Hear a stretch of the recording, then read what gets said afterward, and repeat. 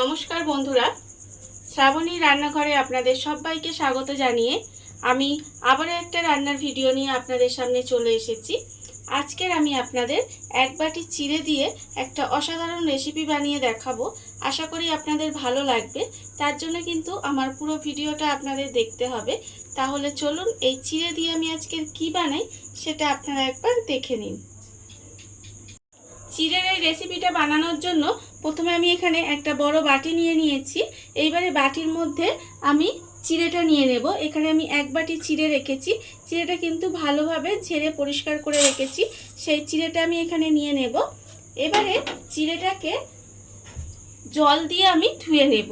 এখানে কিন্তু চিড়েটা ভিজিয়ে রাখার কোনো দরকার নেই, শুধুমাত্র জল দিয়ে দুবার তিনবার করে চিড়েটা ভালোভাবে ধুয়ে নিতে হবে, যাতে চিড়ের যে নোংরা থাকে সেটা একেবারে চলে যায়।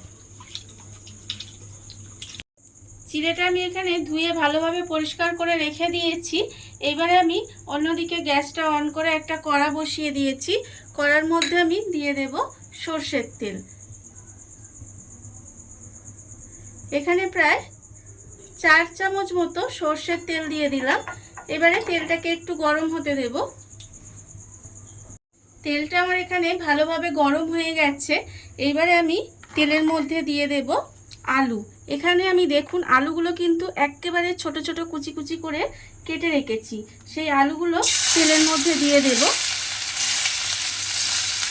আলুগুলো যতটা ছোট করা যায় ততটা কিন্তু ছোট করে দিলে ভালো হবে, সেই জন্য আমি আলুগুলোকে একটু ছোট করে কেটেছি। এবারে আলুগুলো তেলের মধ্যে একটু ভেজে নেব।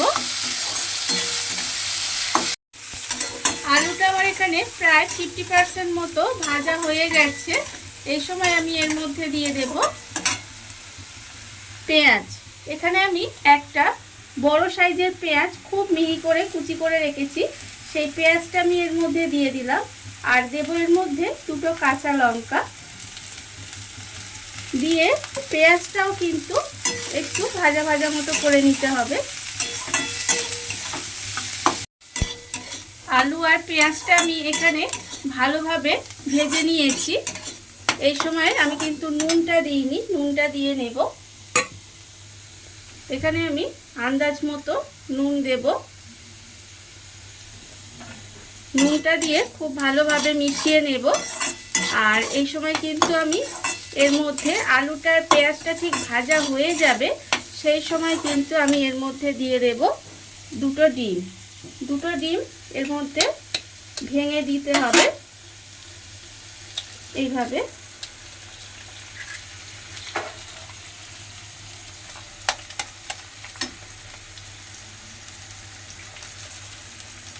ডিম দুটো আমি এখানে ভেঙে দিলাম। এইবারে ডিমটা এর সঙ্গে খুব ভালোভাবে মিশিয়ে ভালোভাবে ভাজা করে নিতে হবে। ডিমটা দিয়ে আমি এখানে ভালোভাবে ভেজে নিয়েছি। দেখুন ডিমটা কিন্তু একেবারে ঝুরঝুরে মতো হয়ে গেছে। এবারে আমি এই সময় দিয়ে দেব যে চিড়েটা আমি এখানে ধুয়ে ভালোভাবে রেখে দিয়েছিলাম, সেই চিড়েটা কিন্তু আমি এর মধ্যে দিয়ে দেব। চিড়েটা আমি এর মধ্যে দিয়ে দিলাম। দিয়ে এবার চিড়েটা এর সঙ্গে খুব ভালোভাবে মিশিয়ে একটু ভাজা ভাজা মতো করে নিতে হবে। চিড়েটা দিয়ে আমি প্রায় 3 থেকে 4 মিনিট মতো এইভাবে একটু ভেজে নিয়েছি, দেখতেই পাচ্ছেন। এবারে আমি এর মধ্যে দিয়ে দেব গোলমরিচ গুঁড়ো। এখানে আমি 1/4 চামচ মতো অল্প সামান্য একটু গোলমরিচ গুঁড়ো দিলাম। ঝালটা কতটা খাবেন সেটা বুঝে কিন্তু গোলমরিচ গুঁড়ো বা লঙ্কাটা ব্যবহার করবেন। এবারে গোলমরিচ গুঁড়োটা দিয়ে আবারও আমি মিনিট 2 মতো একটু নাড়াচাড়া করে ভেজে নেব। ভেজে নিলেই কিন্তু আমার রান্নাটা কমপ্লিট হয়ে যাবে।